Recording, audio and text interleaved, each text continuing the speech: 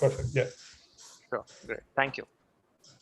Okay, so I think it's 7:30, so let's get started. So once again, thank you all for joining in the third webinar in our series, ongoing series on advances in subsurface mechanics for energy and environment. So I would invite Professor Ravindra Gettu to introduce our speaker for the day. Professor Ravindra. Thank you very much, Chandra. I'm very happy to be here for multiple reasons. One is I see this group with so many young people really pushing the frontiers, and I'm very happy that you've taken this lead and having this high level of webinars, which are going to be very useful for all of us.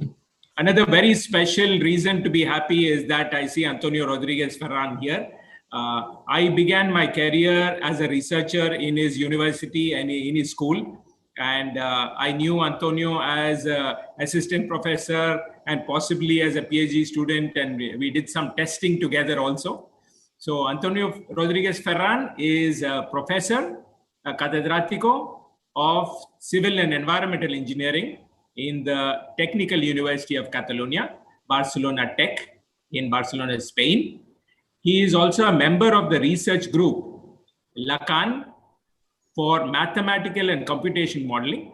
This group has had a tremendous tradition of numerical modeling. I remember that people like Zinkiewicz and Taylor used to spend their summers at Barcelona, and all of them, including Antonio, would have had the pleasure of discussing with these great people. So within the broad areas of computation mechanics and numerical methods, the main research field of Antonio is computation modeling of fracture in engineering materials. Professor Rodríguez-Ferran is especially interested in the numerical aspects, such as the efficient regularization of softening behavior or adaptivity for phase field approaches. He has many research interests, including arbitrary Lagrangian Eulerian formulation. He is the co-author of a chapter on this topic in the Encyclopedia of Computation Mechanics brought out by Wiley. He also works on computational vibroacoustics and numerical methods for linear and nonlinear systems of equations. So we are very privileged, we are very happy to have Professor Antonio Rodríguez-Ferran, and we are going to listen to him talk about computational modeling of crack branching and merging. Welcome, Antonio. Over to you. Okay, thanks, Ravindra. Thanks a lot for the very nice introduction. Okay, I would also like to thank Chandra Navarapu for the invitation to give a talk in this webinar series. Okay, it's really an honor and a pleasure for me. And let me start by saying that what I'm going to present today is the excellent, in my opinion, PhD thesis work of Alba Mouchi, which I co-supervised together with Professor Sonia Fernandez. Okay. So this is the Civil Engineering School of Barcelona. Okay. And as Ravindra was mentioning, I'm in a research group with a broad interest in mathematical and computational modeling of various phenomena relevant to sciences and engineering. This is our campus in the city of Barcelona.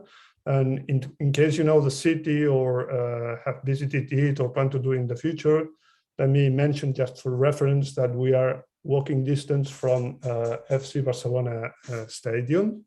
Okay. And let me start with a brief consideration about fracture. Okay, what is fracture? Okay, now with the training in structural or mechanical engineering, one is taught to think of fracture as a failure, okay, for different materials, possibly with catastrophic consequences, or at least with rather annoying consequences. Okay? But of course, if one thinks in applications in cutting processes or mining engineering, or the packaging industry, then fracture represents success. And what one really wants is to have control on the direction of fracture. Okay? Even in nature, there are processes such as egg hatching, which crucially depend on fraction. So if we consider a rock mass, okay, fracture can mean success or failure, depending on whether we are thinking of hydraulic fracturing or carbon sequestration, for instance. Okay? So let me sum up by saying that, in my view, the goal of fracture is to understand cracks, okay? And whether this understanding is used to avoid, stop, mitigate them on the one hand, or to promote and control them on the other hand, well, that's another matter that will depend on the particular application. Okay. Now, I work in computational fracture mechanics. Okay, and let me start by saying that there are two categories of models. Okay, we have on the one hand continuous models. Okay, continuous models represent cracks as diffuse or smeared cracks. What do I mean by that? That the displacement field stays continuous. Okay, there is no actual separation of the specimen into two pieces. Okay, which means that the loss of a stress carrying capacity, the loss of stiffness, has to be represented in some other way, which is by means of a damage field D that goes from D equals 0 for the intact material to D equal 1 for the fully broken material. Okay. There are a number of continuous fracture models. Let me mention here damage models, namely gradient enhanced damage models to avoid pathological mesh dependence of the solution, and also more recently phase field approaches. Okay? I'm showing here a relatively old simulation of the Brazilian cylinder splitting test by means of a non-local damage model, in which one can see the primary crack and also the secondary cracks caused by bending of each half of the specimen.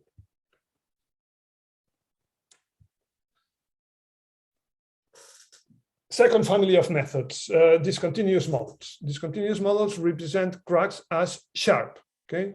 Which means, by that I mean a true discontinuity. So the displacement field is in this case discontinuous, okay? Discontinuous models need to be equipped also with a traction separation law, okay, to model the crack mechanics. So one needs to choose basically into a tension-free or a cohesive crack. Okay. And relevant members of this family of methods are the original cohesive zone models, okay, embedded strong discontinuities, and XFEM, the extended finite element method. Okay, I'm showing here a simulation of cracks opening under the effect of a pressurized fluid. Okay. And I would like to emphasize that, well, the main essence, the main idea of XFEM is that the cracks do not necessarily follow the mesh. Okay, so to an extent, there is independence between the computational grid and the crack path. So let me summarize. Okay, in discontinuous models, cracks are sharp. There is a jump in the displacement field across the crack, whereas in continuous models there is not. Okay, and the displacement field is smoothed in some sense.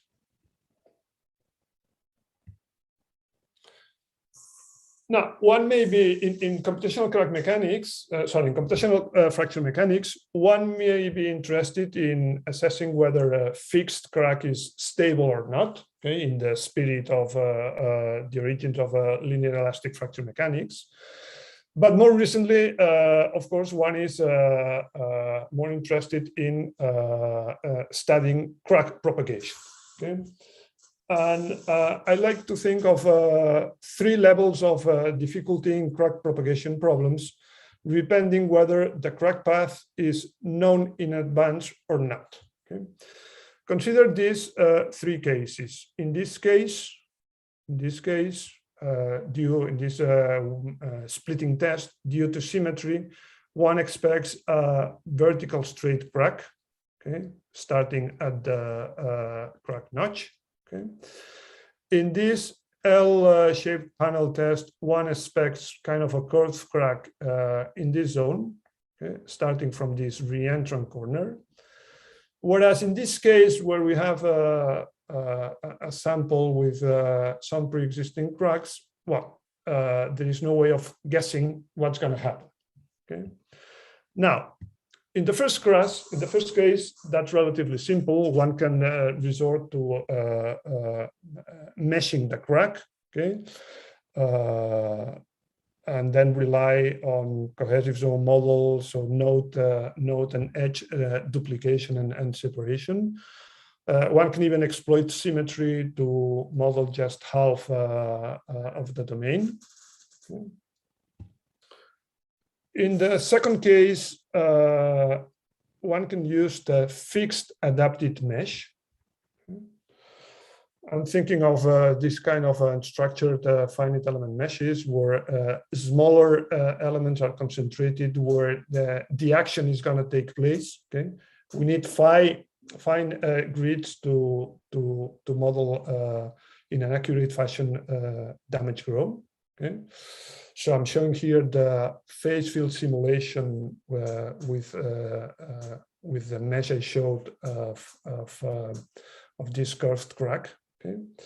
Whereas in this case, since we have no clue, well, we need to rely on dynamic automatic adaptivity.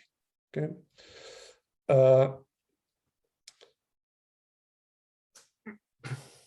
So let me show you. Sorry, I need to switch.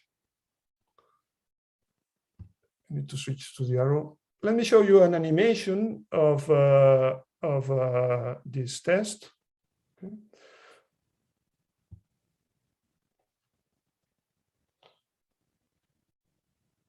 I'm going to show it twice.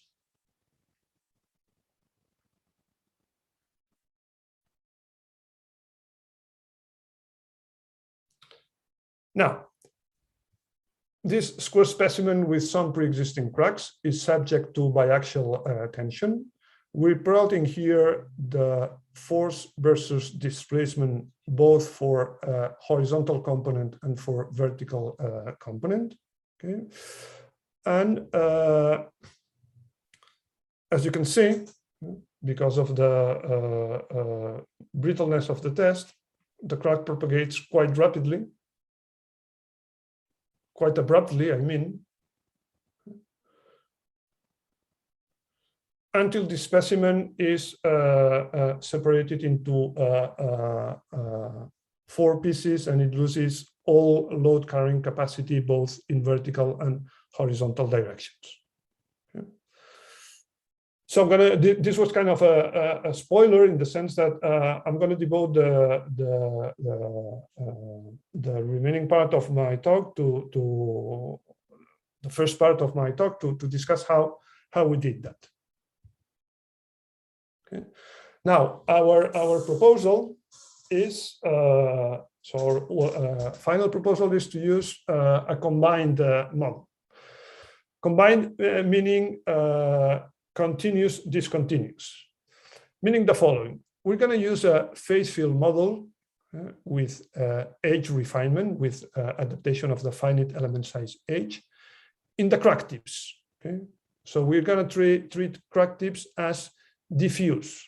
Okay, by doing so, phase field takes care of crack propagation, and we do not need to rely on ad hoc crack tip information to decide crack direction.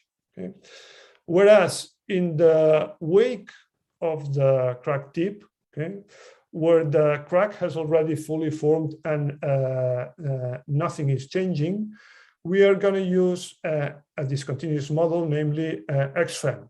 Okay, for two reasons: because then we have an explicit crack, which may be useful in coupling it with some fluid physics, for instance, and also importantly for computational efficiency. Okay? We want to rely on a fixed mesh, do a very local refinement in those diffuse crack tips, and we're aiming, of course, to an implementation as simple as possible. Okay?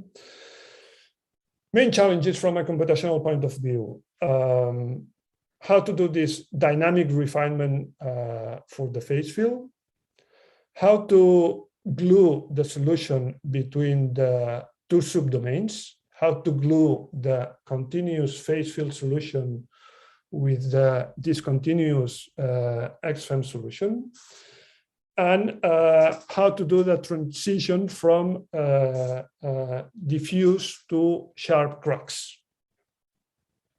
Okay, let's see this. Okay.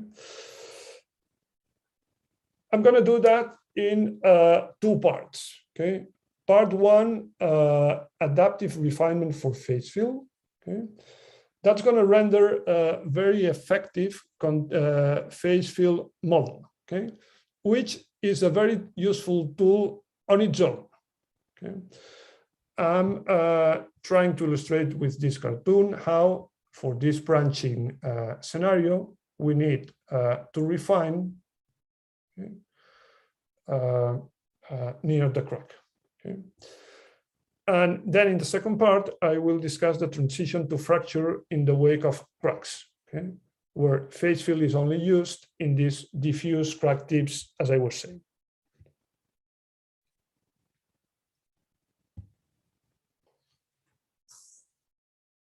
We are, in order to illustrate this framework, we are using a rather simple phase field model, okay, proposed by Ambati and co-workers. That's the group of Laura de Laurentiis. Okay. And the nice thing about this hybrid phase field model is that it combines ingredients from so-called isotropic phase field models with no tension compression splitting, and so-called anisotropic phase field models where there is this splitting of elastic energy into tensile and compressive parts. Okay, so the final system of equations is a coupled system of partial differential equations with two fields, displacements U and damage D. Okay, so in the quasi-static case, we are considering here no inertia forces, no body forces. Equilibrium equation simply states that divergence of sigma should equal 0. Okay, and sigma is well, the elastic moduli C times epsilon, okay? And together, that's the special ingredient of phase field, together with this degradation function G of D, which I'm going to discuss in a minute. Okay. We need also an equation for the damage field D, and it's this diffusion equation. This is the Laplace operator. L is this characteristic length of phase field models, L to be chosen as small as possible to mimic a sharp crack. GC, as usually in fracture mechanics, is the critical energy release rate, the fracture toughness. And we have here this variable, sorry, let me switch to a pointer. H plus is this history variable, which is defined as the maximum historical tensile elastic strain density. Okay, why tensile energy? Because we want to model cracks under tension. Okay, while the maximum, because that's a way to incorporate history, that's a way to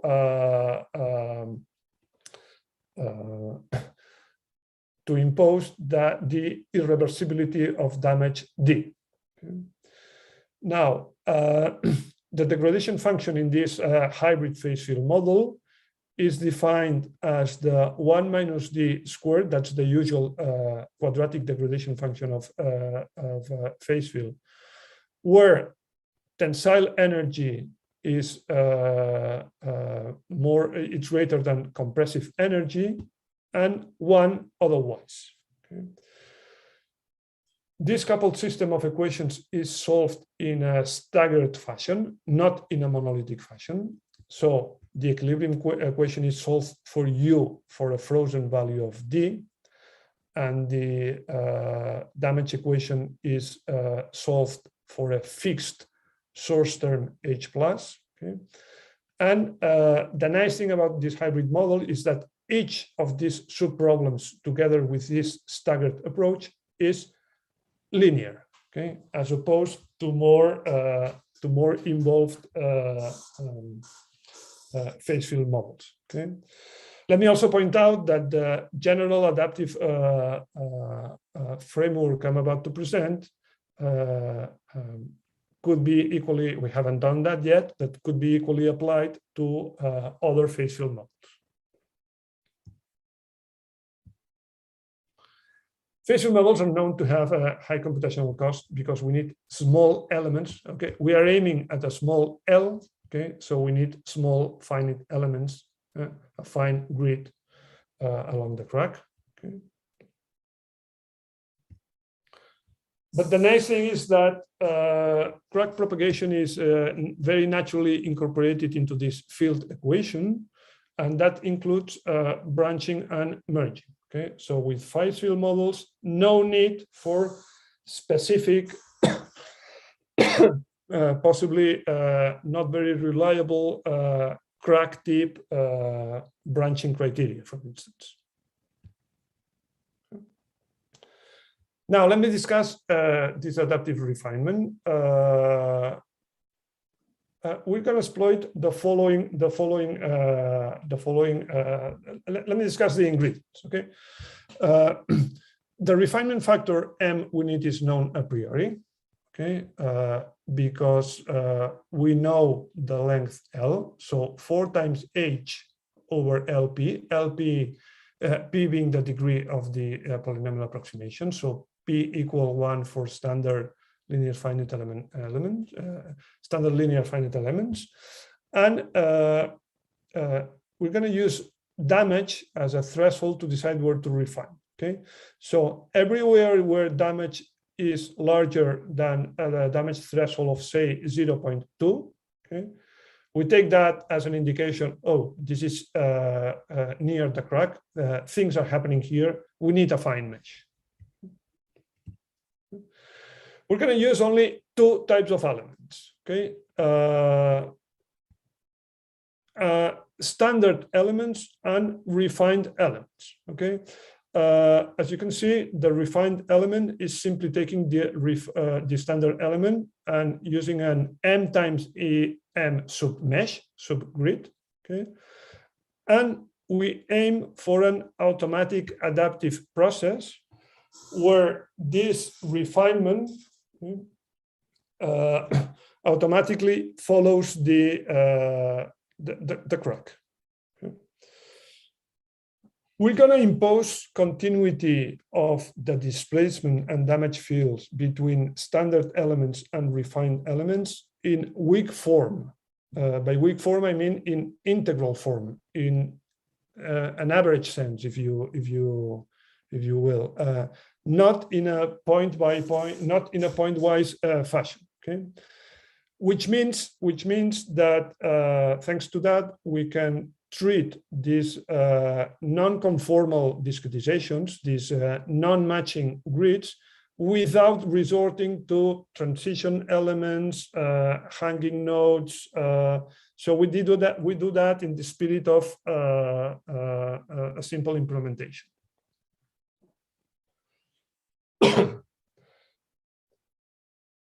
let me discuss a little bit how we do that. We rely on the well-known Nietzsche's method. Okay, so basically what we do is use continuous Galerting, which is the standard finite element formulation in both the standard and refined subdomains, and we use Nietzsche's method to impose continuity in weak form. Okay. This means, I'm going to discuss this in a couple of slides. This means that we need to modify the standard CG weak form. But without introducing, we will not introduce any additional variables, no Lagrange multipliers, for instance. Okay. Nietzsche's method has a stabilization parameter, but which, in our experience, and for this particular problem, is easy to tune. Okay, and with a stabilization parameter that's easy to pick, one obtains optimal convergence rates as expected from the degree of the finite element polynomial approximation. A brief discussion about Nietzsche's method. Okay, we're following the work of Hansbuch here. Imagine the following problem. We have a domain omega. Okay. And we, for the sake of illustrating this gluing, we imagine it as composed of two subdomains, omega-1 and omega-2. Okay? So in this broken domain, we want to express equilibrium. This is standard. Dirichlet boundary conditions, also standard. Neumann boundary conditions. Okay? And now the special ingredient of Nietzsche's method is that we imposed along this imaginary interface, we impose continuity both of displacements and tractions. Okay, this we do with by means of these two extra equations, where this double bracket represents the jump operator. Okay, so for the sake of continuity, zero jump of displacements across the interface, zero jump of tractions across the interface. Now, we write the standard weak form of the finite element method for omega-1 and omega-2, and we sum them. Okay, we realize that this term is zero because of continuity of tractions, and then this weak form, because of this term here, this weak form is non-symmetrical with respect to V and U. Okay, so we're gonna do the following. We're gonna add this extra term, okay?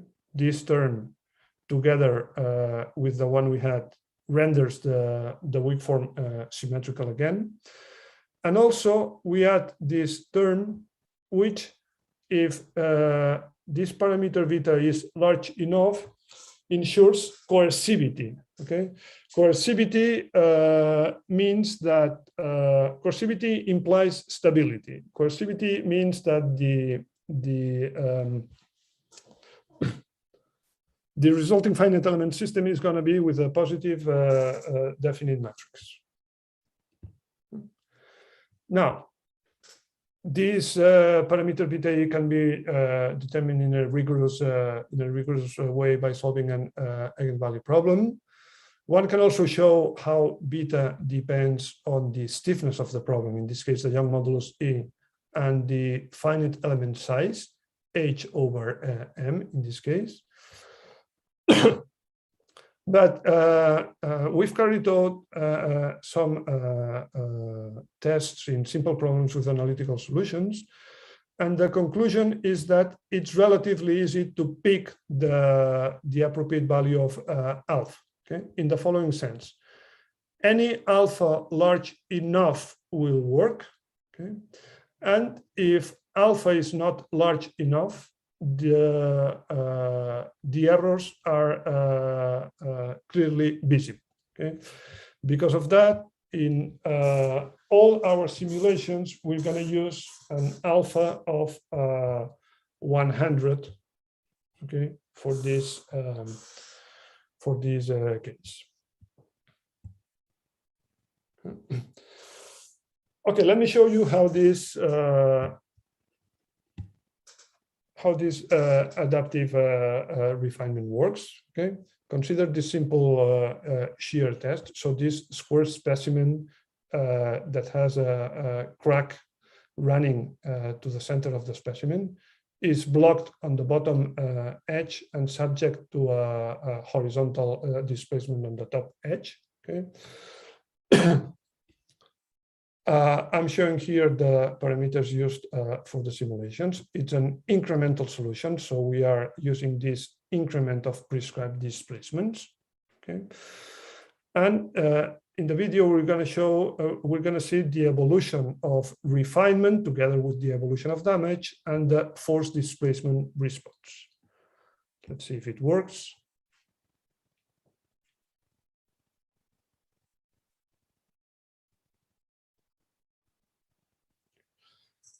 Note how the refined zone very nicely follows the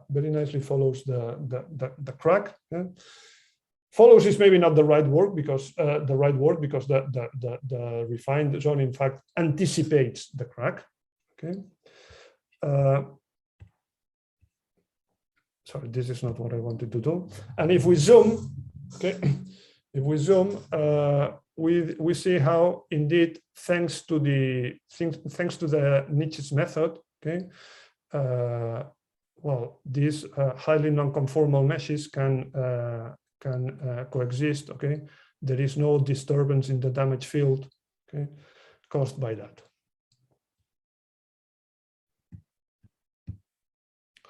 Now we have checked the robustness of refinement, and by that I mean the following. We have used, I was showing you the solution with a mesh, a background mesh of 24 times 24 with a refinement factor of 10. Okay.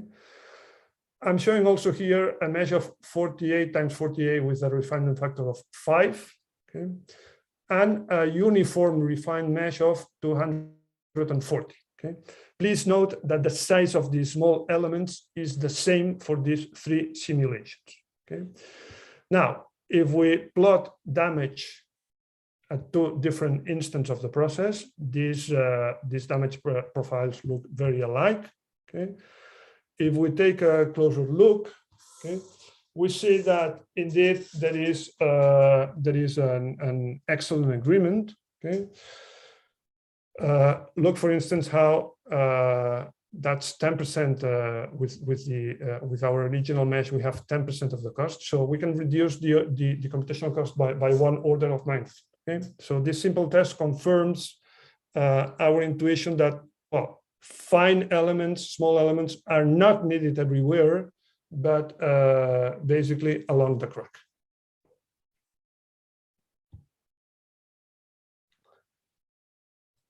Now, I was saying that one of the nice features of phase field models is that they capture branching in a very natural way. Okay, and I'm going to illustrate that with this branching example that Alba Mouchi proposed in her thesis. See here, we have this square specimen with an initial notch. Okay. This specimen is glued in the right edge, okay, and subject to this parabolic profile of displacement in the top and bottom edges. Okay. Now, what we're going to see is a horizontal crack that starts propagating horizontal, up to a point where it can no longer propagate because, of course, this clamping here kind of shields, kind of protects this zone. And the crack then is going to branch.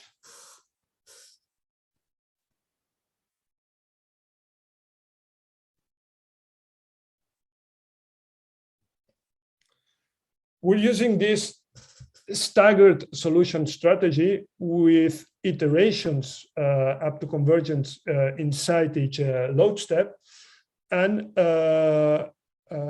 we check for the need of refinement within each iteration of each load step. And that's relevant in case of very abrupt, let me call it brutal crack growth, as we saw here. Okay, let me play the video again. Now,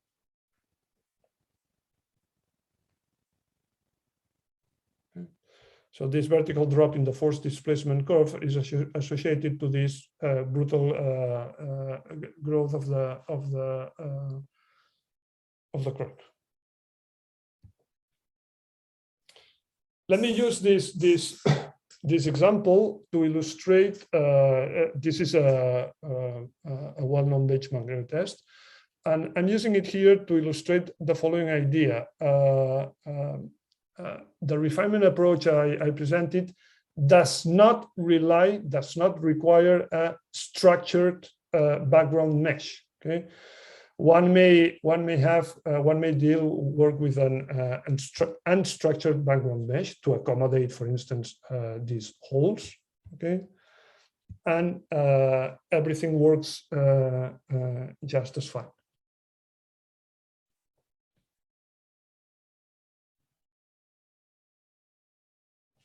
Okay. Look how this zone was refined because damage exceeded 0.2, but then, well, nothing happened. A crack did not happen there.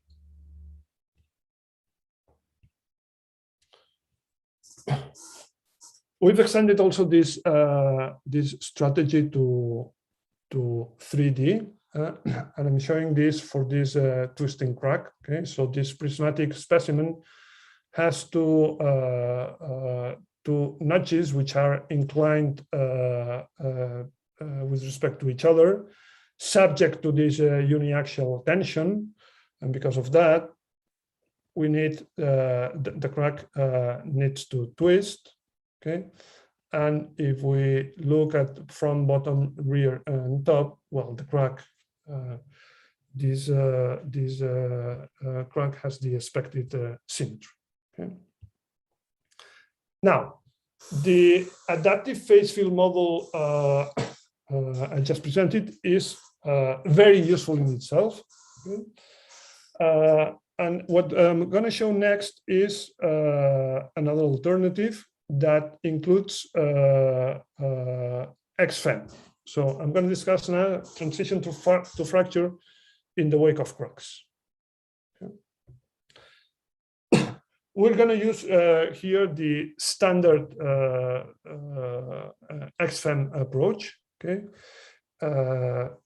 We need to model these discontinuous displacement fields, which means that in addition to our usual nodal degrees of freedom UI, we're going to use this H. H is this Heaviside function that represents discontinuity along the crack. If used on its own, XFEM, okay, which is a discretization method, not a mechanical model of crack propagation in itself, needs to be combined with additional criteria for propagation. Okay, we're not going to do that. Okay, we're going to rely on phase field as a criterion for crack propagation. Okay. Let me start again with a spoiler to show what we're trying to do. Same L example as before, but with this combined strategy.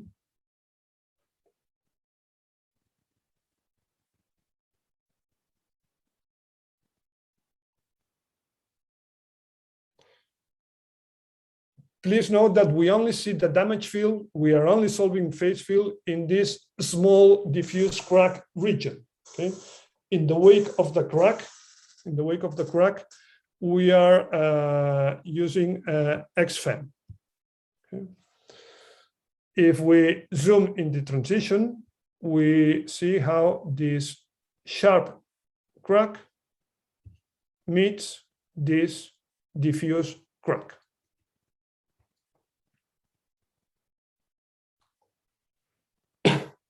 In other words, we have we have an XFEM subdomain, tips subdomain, okay, and we're gonna solve for the displacement field everywhere. We're gonna solve for the damage field only on omega tips. Okay. The two main challenges, of course, are how to glue the solutions, the two solutions on this interface, okay, and how to initialize and update this partition. Okay. Where difficulties coming from the non-conformal discretization, okay, from the fact that we are solving for the damage field on omega tips, so we need to say something about the boundary conditions, okay? And also not matching profiles for U on gamma, okay? Discontinuous versus continuous damage displacement profile. Okay? Non-conformal discretization, we're using again Nietzsche's method as before, so that works fine. Boundary conditions for the damage field. Okay. The usual approach is to assume Neumann boundary conditions, okay, for the damage field. Okay.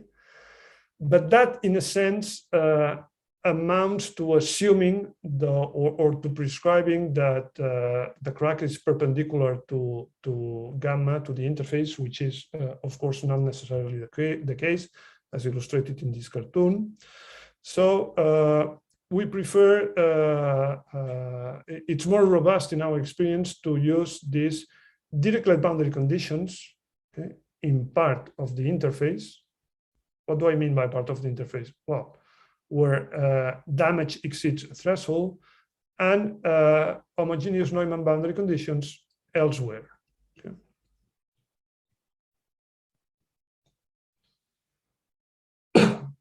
What about the continuity of displacements? What about challenge number 2? Well, the idea is to impose continuity, not of displacements, not in the whole interface, but in this cropped interface. We need to allow sliding, so to speak, along this small segment. Why? Well, because there is a mismatch of stiffness there, right? For this sharp crack, well, the two sides of the crack retain its original stiffness, not for this damage zone.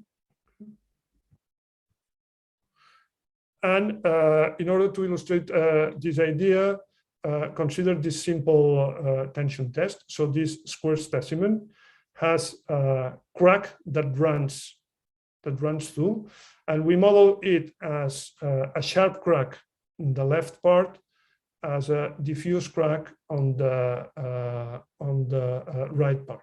Okay, so if we impose continuity only on the cropped interface as we propose, we get the expected results, namely the upper half moves rigidly with respect to the bottom half. Whereas if we impose continuity in all the boundary, we get these spurious effects. So we are using this strategy in all our simulations. That's how we proceed. Okay, we first initialize the partition, and then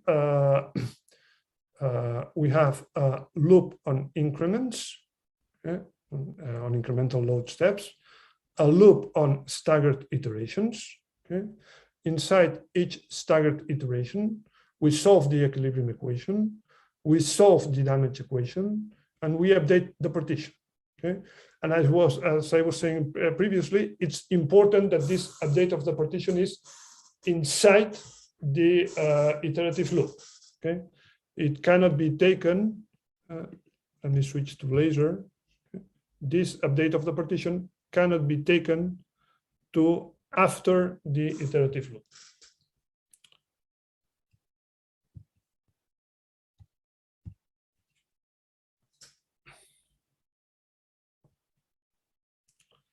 So this is the example I was showing at the beginning.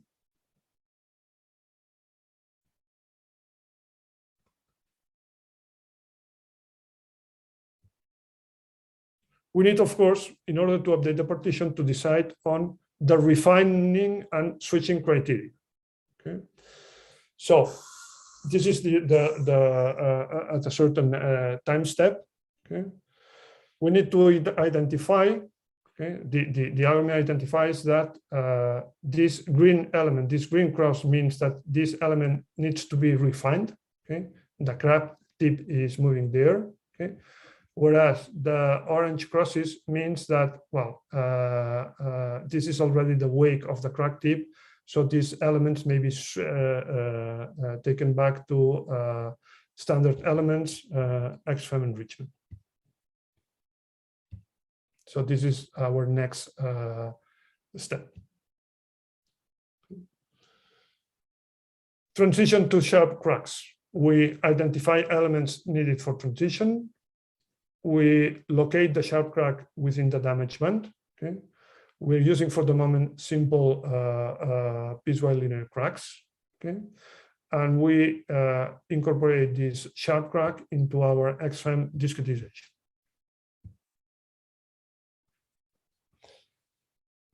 Let me compare now for the L-shaped panel test the previous continuous phase field approach with this combined phase field XFEM approach. Okay, and as you can see here, we obtain a very nice agreement regarding the crack path.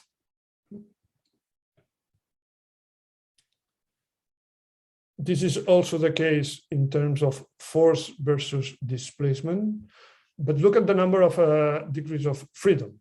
Okay. Of course, in the original phase field, adaptive phase field formulation, the number of degrees of freedom increases as the crack gets longer because we have more refined elements. Okay, whereas in the phase field XFEM approach, the number of degrees of freedom remains rather more constant. Okay, in the sense that the size of the diffuse crack tip remains basically constant.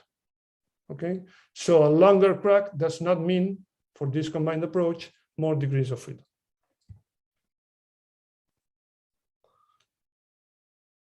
Let me run with this combined approach the branching test.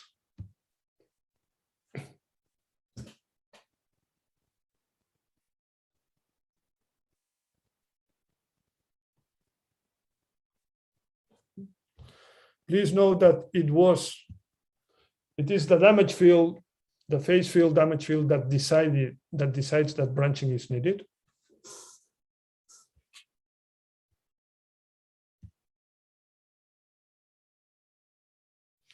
As we can see in this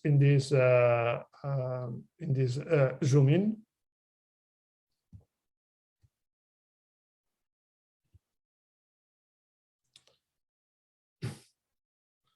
For the multiple crack test, okay,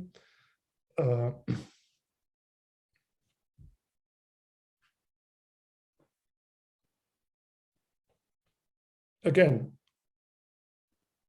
damage is only needed in the diffuse crack tips, okay, and we get essentially the same results as before, but for a lower computational cost. Okay. I've been discussing crack branching up to now. What about a coalescence of cracks? Okay, for coalescence of cracks, what we do is switch back from sharp crack to diffuse crack. Okay, the idea is always not having the geometrical complexity of two sharp cracks meeting. Okay, so if this horizontal crack meets this pre-existing crack, we switch back to damage, and once we have damage branching, we can switch back to XFEM sharp discontinuity. I'm superimposing here in this green to yellow, that's the continuous phase field solution. Okay. In black, we have this continuous-discontinuous with XFEM solution. As you can see, there is a very good agreement regarding the shape and size of the four fragments. Okay. But again, whereas in one case the number of degrees of freedom decreases, in the other increases.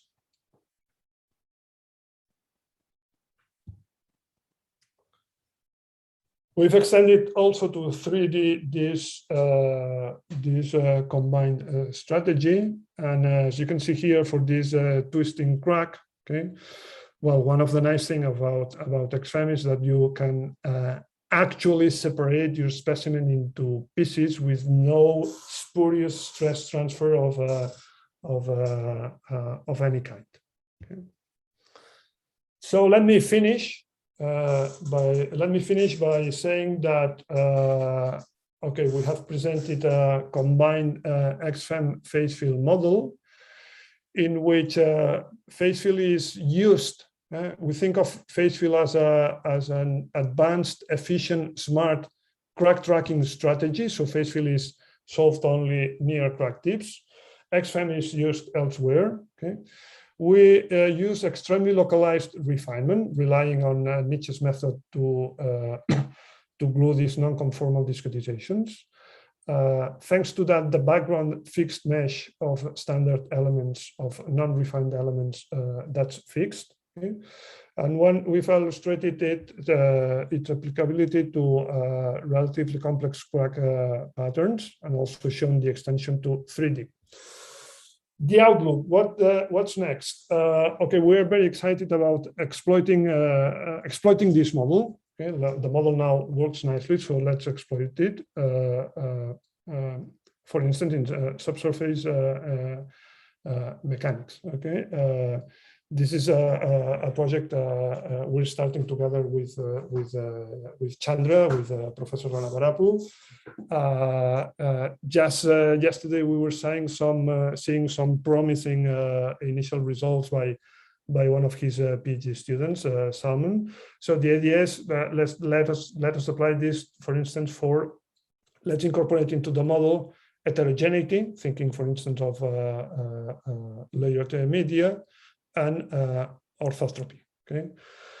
With that, I thank you for your attention, and I'll try to answer, of course, all questions you may have. Thank you very much, Antonio, for a great talk. So we already have some questions here in the Q&A panel, and we can take them one after the other. So the first question is from Pei Chen. Okay, so they logged into the wrong account. So that's Gary Hu, and they're asking, in the refinement factor that you're using, you had an expression for the refinement factor, right? M equals 4H by LP. So they're asking, where does the 4 come from? Okay, good question. I'll do my best in trying to answer all these technical questions. All the details are nicely described in the two papers I posted as a reference. But I'll do my best. The 4 comes from requiring say 4 small elements inside. So requiring the size of the refined element to be one fourth of the length L of the phase field model. So this 4 is not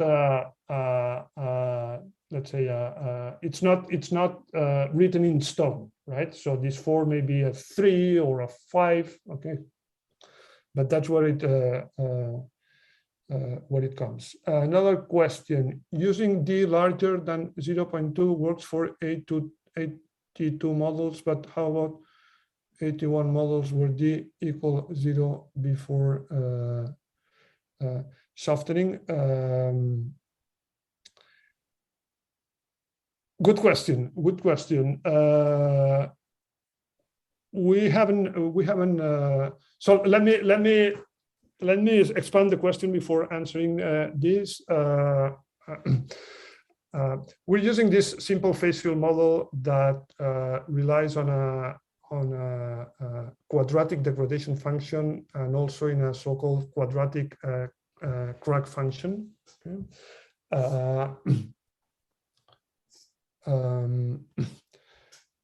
This has a number. This is a simple model. It has a number of advantages. It also has a number of weak points, which maybe that damage stats from the very beginning. Yeah, maybe in changing the phase field model, possibly one needs to adjust also the indicator for refinement. Okay. So the next question. Yes, please help me, Chandra, help me in going through the questions. Yeah, I'll post the questions for you. So the next question is from Jitin Kumar, and he's asking, can we model a combination of different modes of crack failures? I'm not really sure if I understand the question correctly. Yeah, well, phase field, we're using this splitting into tensile and compressive strain energy. So this is not, this is what I just presented is not only for mode 1 fracture. Okay? In many of the examples I showed, shear plays a significant role. Okay, so the next question is again from Gary Hu, and he's asking that on slide 31, how do you identify the region boundary gamma_d? Is it identified before or after the phase field solve?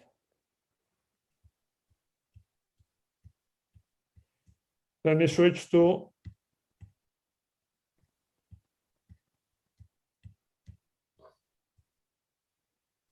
yeah, there you go.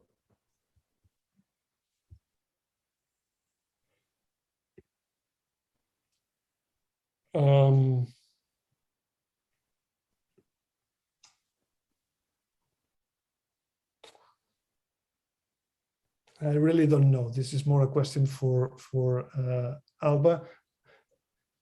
Can attendees speak? We can make the panelist. Ramesh, could you make? Can you make Alba? Alba, if you're there, I'm trying to get help from the cavalry. Alba, if you're there and you're promoted to panelist, maybe you can help me out. Yeah. Ramesh, just promote Alba Mucci. Yeah, there you go.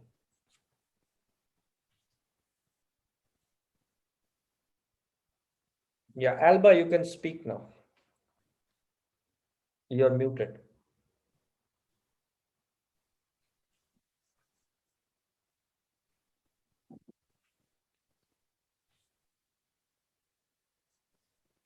Alba, are you there?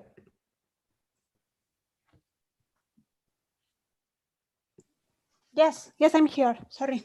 I don't have the cam now, but I can speak. Can you hear me? Yeah. Yes. Okay, so the question was how we define this gamma DD, right? Correct. Okay. So how do you identify it? Is it identified before or after the phase field solve? After.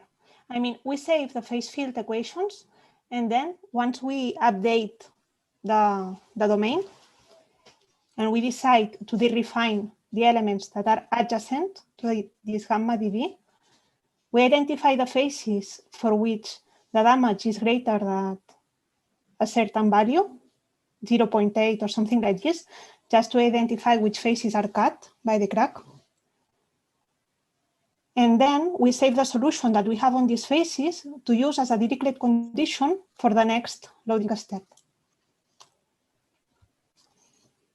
Okay. I hope that answers your question, Gary. So he has two more questions. So the next question is about slide 34. So he's asking, how do you find the piecewise linear crack path from the phase field?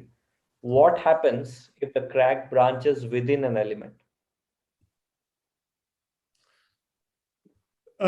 Sorry, that was a slide.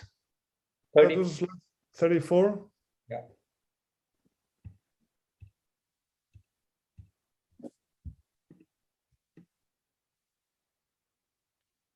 Yeah, so I guess, I mean, just to clarify on the question, my understanding is that when you switch from the phase field zone to a discrete crack, then how do you identify, how do you find this piecewise linear crack path?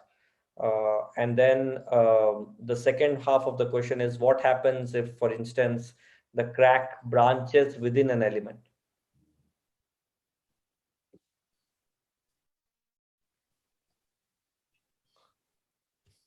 Alba, also for you, please. Yes, okay. So to identify the sharp crack, what we do is we find the intersections of the smeared band with the element, with the faces of the element sides, and then we just take the straight line, the one linear approximation. So we first find the intersections, and then we take the straight line that goes from one intersection to the other one. And then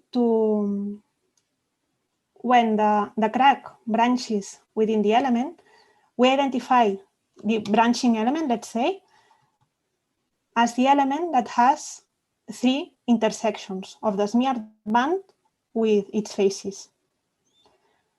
And then we approximate the branching point and divide the element into 3 disjoint subelements.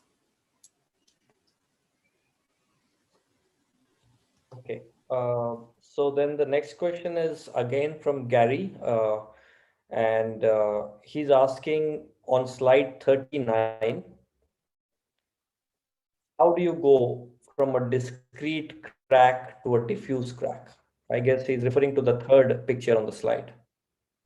Let me try to answer this one, Alba, and you can correct or complement anything I say. What we do, there are 2 ways of doing that. One can either store the damage field, okay? Store the damage field. So even after we go from phase field model to XFEM, one may store the damage field, okay, and retrieve it for later use, or rebuild it, okay, in the spirit of what Bourdain does for initializing a crack. Then there is this other question: is there any lower limit on the value of the length scale parameter? Will very small length scale parameters lead to unrealistic results? Okay. I would say no. I mean, for these simple models with quadratic degradation function and quadratic crack function, the lower the L, the more we mimic a sharp crack. Okay, but of course there is also this issue of spatial resolution. Okay. A very small L will also mean a very fine mesh. Okay. Also, do cubic degradation functions better than the quadratic ones in any regards? Yes and no. Let me try to give an overview. Now, the nice thing about let me go back to the slide.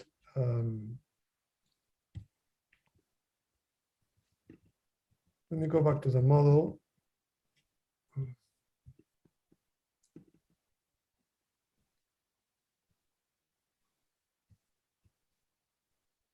Let me go back.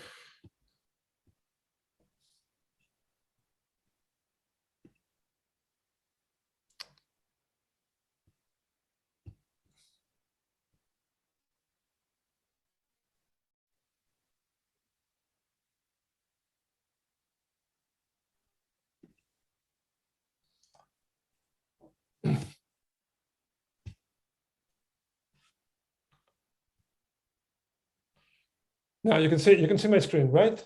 Yeah.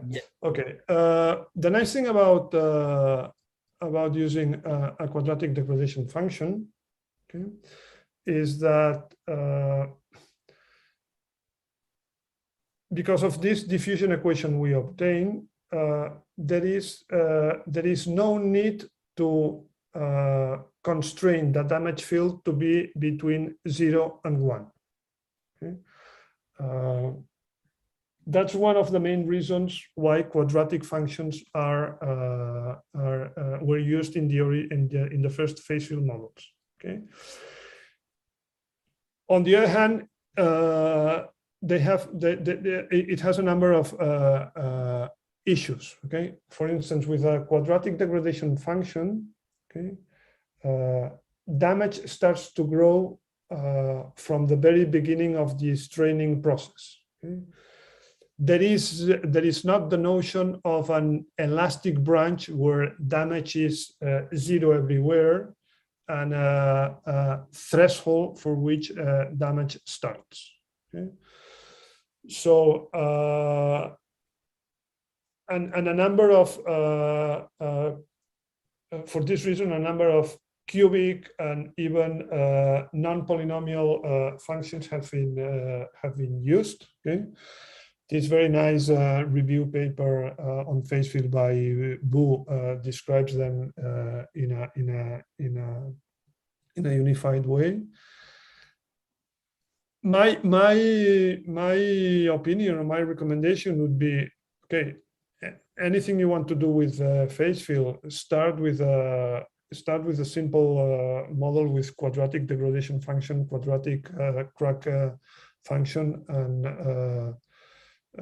decide after decide after if you want to move to something more complex. Okay?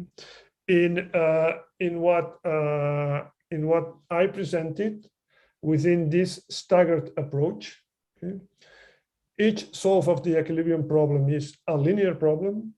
Each solve of the damage equation is a linear problem. Okay?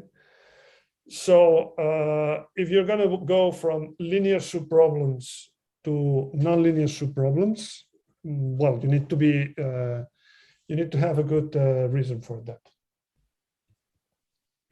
Okay, so the next question we have is from Sahil Vani, and he's asking that you're using a linear material response until the crack starts. Is it possible to incorporate material nonlinearity due to plasticity of the material? So follow up to that question he has is, will this plastic material response affect the propagation of the crack?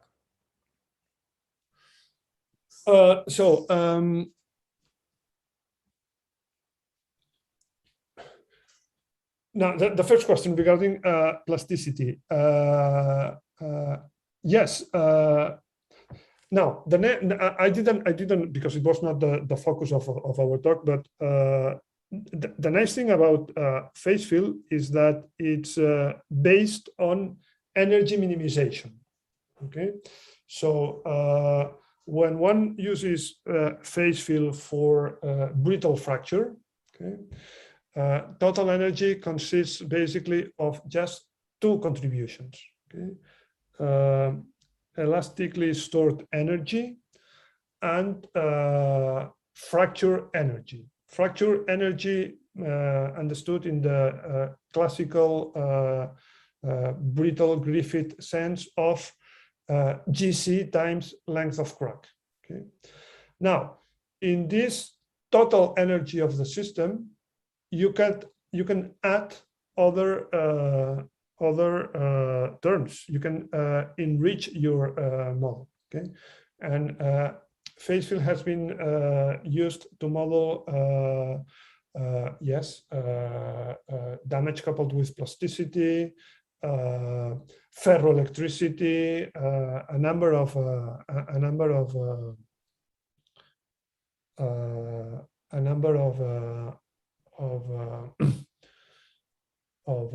ingredients. Okay, will the plasticity of material affect the response of propagation of the crack? Yes, in all probability. If you go from a brittle to a more ductile response, yes, the picture it's a different game. Okay, so the next question is from Andre Costa, and he's asking, how do you initialize the tip domains if your problem does not have an initial crack? For example, in the L-shaped specimen, did you guess that it would start at the corner, or did you have some way to predict it from the displacement solution? Okay, another, sorry, Andre, I forgot to mention that. Yeah, you're completely right. In the combined approach, I said that the damage equation is only solved in omega tips, okay? Which means that we need to initialize omega tips somehow by using a priori information, okay? This is why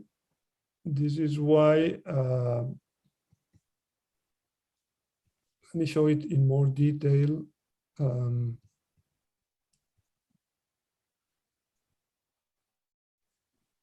I think it's here.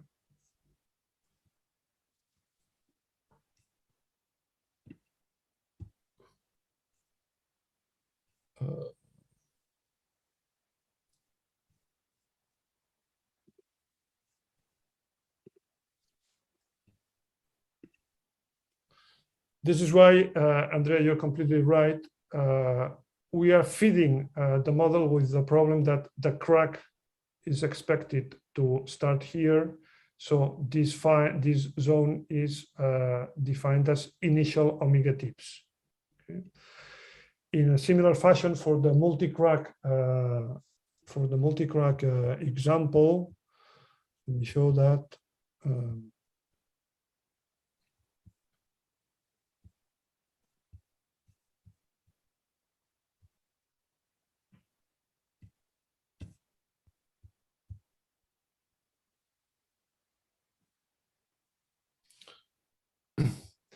As you can see here, we are starting with some diffuse crack tips. Okay. Now, if the pre-existing crack is long enough, it's going to have two initial diffuse crack tips. For shorter cracks, we model all the crack as a damage band.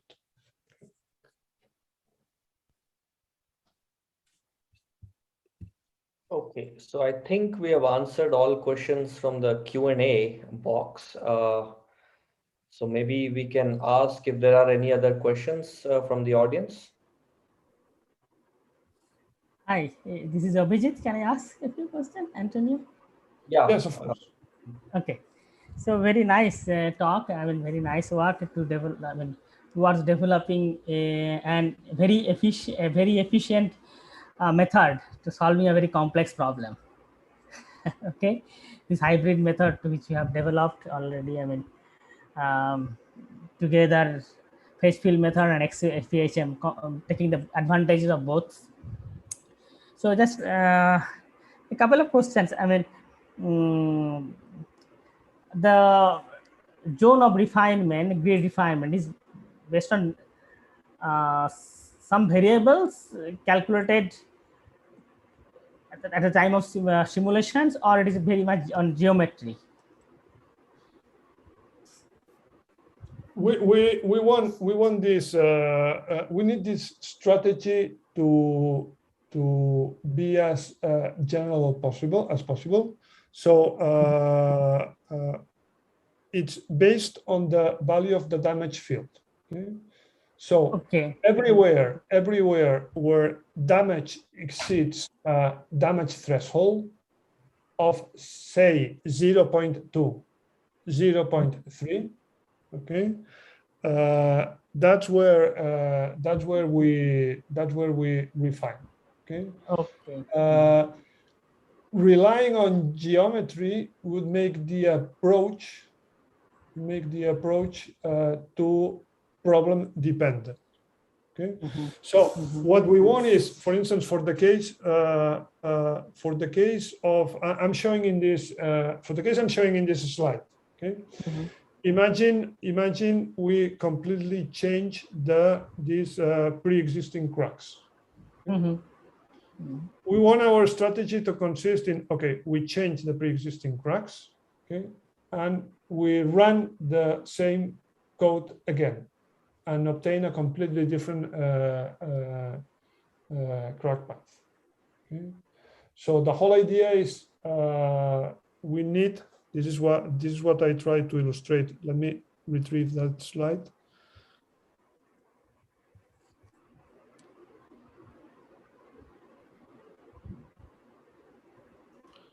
Let me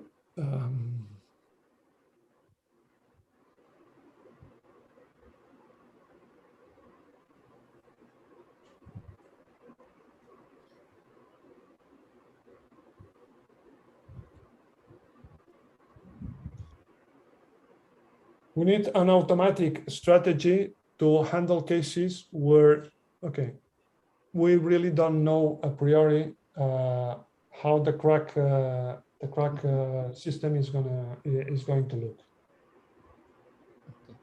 So okay, so basically you are telling the damage variable, which is an evolving variable, when which is changes over time, or okay, not the stress intensity is not the criteria you choose. Right. Sorry. Stress intensity. Stress intensity. We're not using. We're not in all the simulations that I showed. Okay.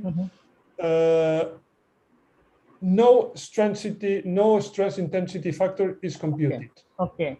And the reason is the following: we are in a purely discontinuous model. If we were using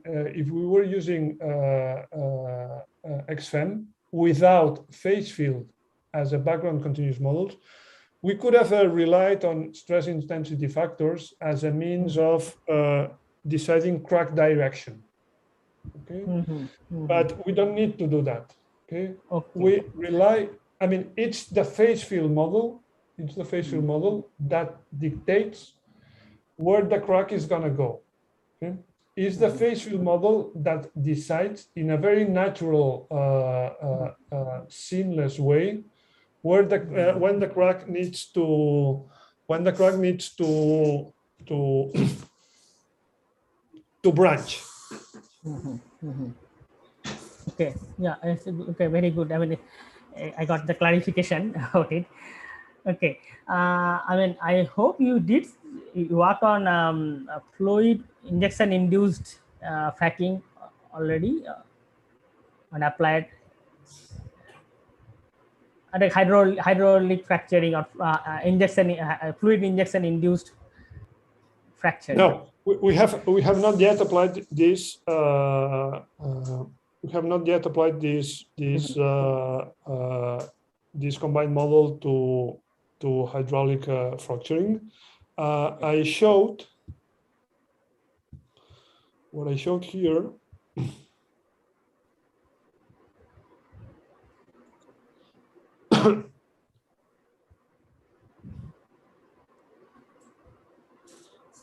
What I showed here is the following. This is let's say a relatively simple test, okay, where we have this specimen, okay. Think of it as a rock mass, okay. We have 3 pre-existing cracks. Okay? we do not use mesh adaptivity. Okay. Note how the mesh does not follow the cracks. Okay. So we model these cracks in the fashion, in the spirit of XFEM, of the extended finite element modeling. Okay. And we are able to introduce, to open these cracks by means of an internal pressure. Okay. That's it. That's a way of illustrating that. Well, this internal pressure is modeled as novel forces in these nodes, and that's it.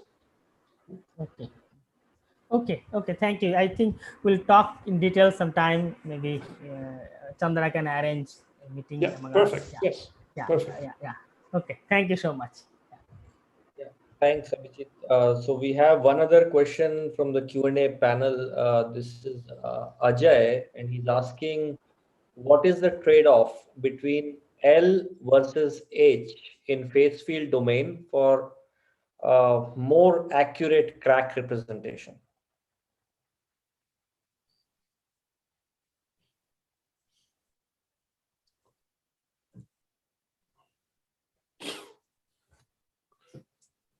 Okay. Again, I'm not 100% sure that I understand the question fully, but let me put it this way: the smaller the L, the more you are the more you are mimicking a sharp crack. Okay, so the more brittle is your fracture. Okay, but a small L means a fine mesh. Okay? And a fine mesh, even with this kind of adaptive strategy, well, fine mesh means more degrees of freedom, and that means higher computational cost. Okay, so it's also a matter of with how much accuracy do you need your solution, and that would take us to the notion of error estimation in the quantity of interest. Okay, consider, for example, a much simpler problem, no fracture. Consider an elastic finite element computation. Okay. Now, of course, the finer your mesh, okay, the more accurate your solution. Okay. But the finer your mesh, the higher the computational cost. Okay. So one needs to choose in a judicious manner the accuracy needed. There is no, I mean, it makes no sense trying to have more accuracy in your computations than the accuracy you have in your parameters, for instance. Okay, so we have a question from the panelist. Professor Shantanu Mule wants to ask a question. Shantanu, Please. you mute yourself and ask. Yeah. Okay.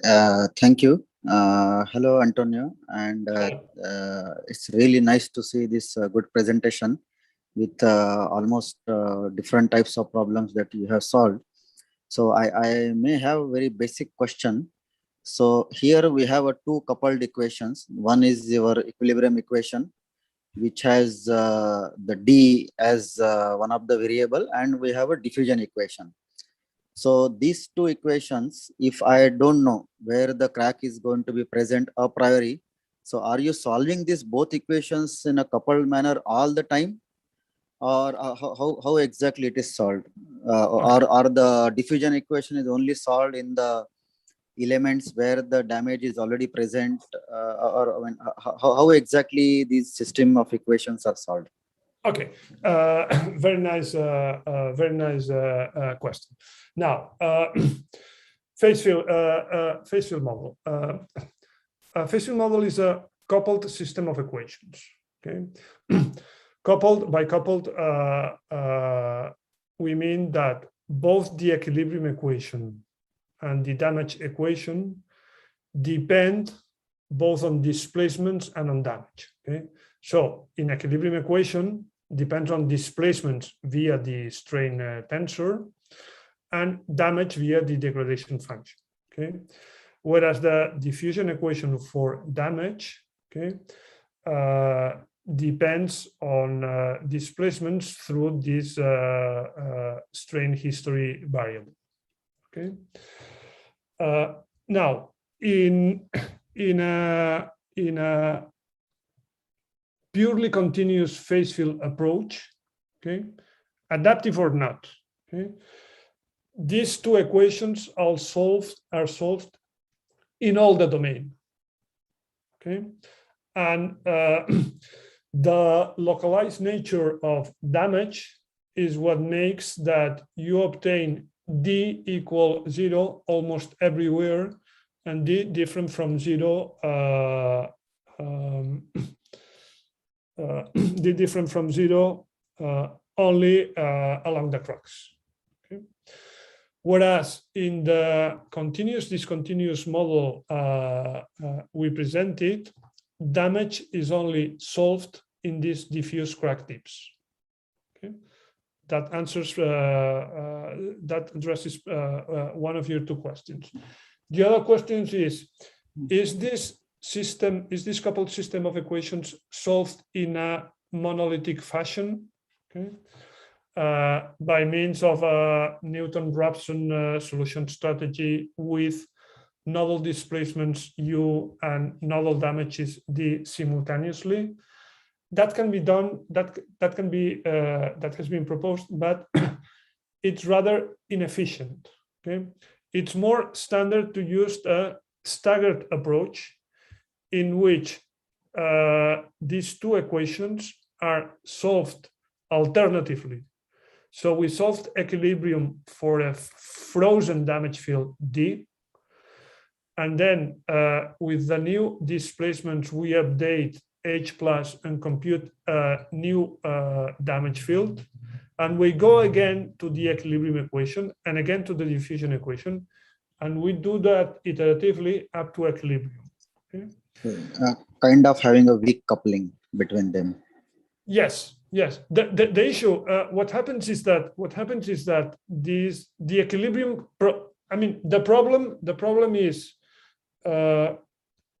The problem is non-convex in U and D. The problem is non-convex in U and D simultaneously, whereas the subproblem in U for a frozen D is convex, and the damage problem with a frozen U is also convex. Okay? So there is a strong, let's say, there is a strong mathematical reason to go from this staggered approach. Okay. Now, these staggered iterations are also. Let me put it this way: from the perspective of numerical methods, okay, the efficient solution of this coupled system of equations for phase field models is still an open and very active field of research. Okay. But the standard approach, the approach that I presented here, this staggered solution, it's I would say that the most widely used strategy nowadays. Okay. Okay. Thank you very much, Antonio, for your answer. Yeah, it helps a lot. My pleasure. Antonio, I just had one question. Okay. I won't take too much of your time, but I just had this question because I've been using extended finite element methods for a while. And one of the primary challenges that I always had was with intersecting fractures, and how do you, so the problem becomes essentially a computational geometry challenge there. And one of the primary appeals of phase field methods for me is that it allows a natural branching, and you don't have to deal with these geometry challenges anymore. However, with the hybrid approach, once, let's say, a fracture crosses a pre-existing, another pre-existing fracture, and we decide to coarsen that region again by putting a discrete interface, it seems to me like those challenges with the geometry will return in 3D. Is that is that a fair comment to make? Yes, I would say so. I would say so. This is why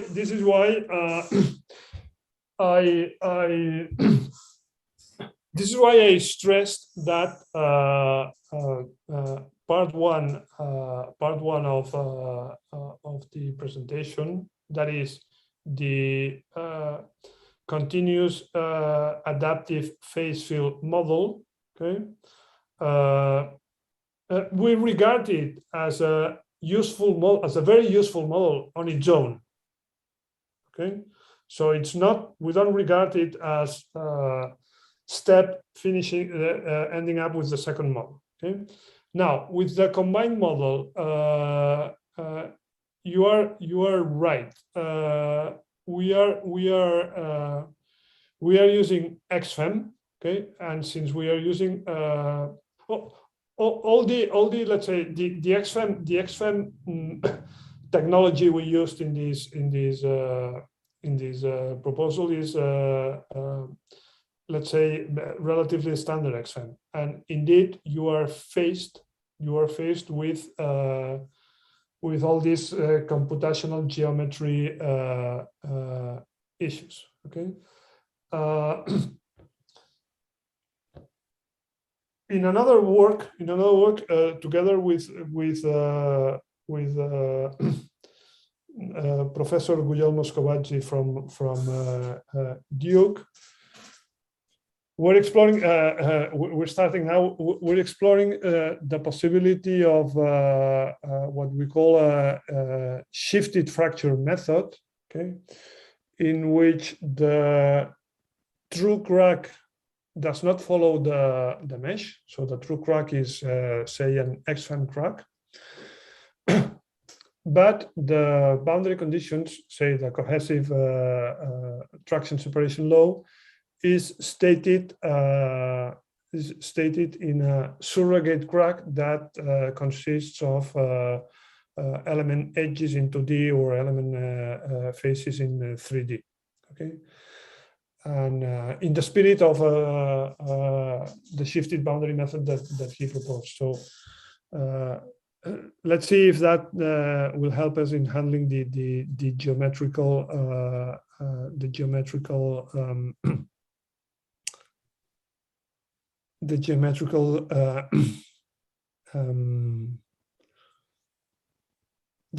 complexities that you mentioned. Okay, yeah, thanks. That's very helpful. Let me add, and I'm thinking aloud now. Let me add the following. If one is thinking of using the transition to XFEM just as a way of decreasing the number of degrees of freedom, one could think of the following approach. Okay, whenever transitioning to a sharp crack and introducing XFEM is simple, okay, because there are no geometrical issues, let's do it. Okay. Whereas where it's complex, well, stay with the phase field model. Okay. And I'm thinking now, and I'm thinking as I speak, right? But I can imagine a complex 3D crack, okay, where XFEM is used in, let's say, the middle of the surfaces, okay, whereas the junctions are kept phase field. Yeah, that sounds like a good trade-off. Okay, so I think we have one other question in the Q&A panel, I think, and after that we'll end. So that's a follow-up on the L versus H question by Ajay, and he's saying that in the paper by Christian Mihe, where phase field modeling was introduced for fracture representation, they found that L by H equals 2 is a better choice of crack surface representation. So he wants to know if you're using a similar approach or if there is any other criterion for selection of the mesh size.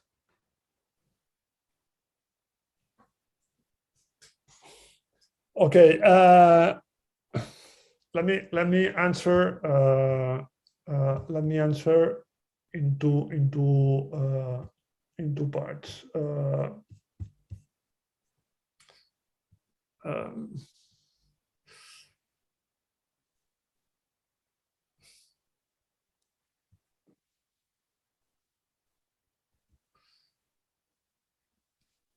First part, Ajay, you have here my email. Okay. So please do not hesitate. Do not hesitate to send me an email so we can discuss it in more detail by looking at the paper by Professor Mijer. Okay. We are doing what I can tell you now is that we are doing nothing special. Okay.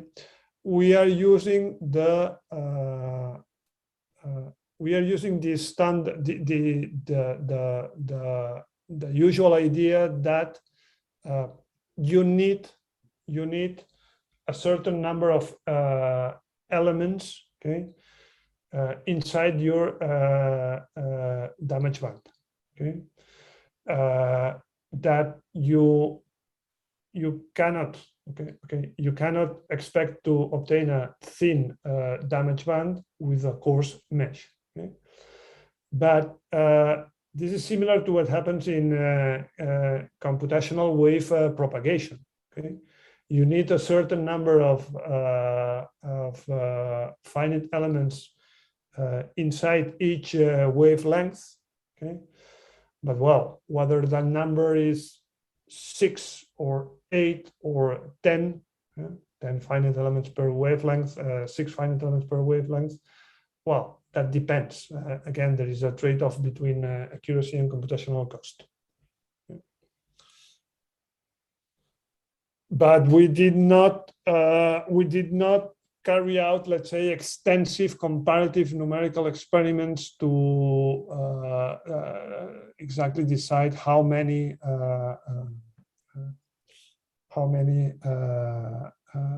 elements we need per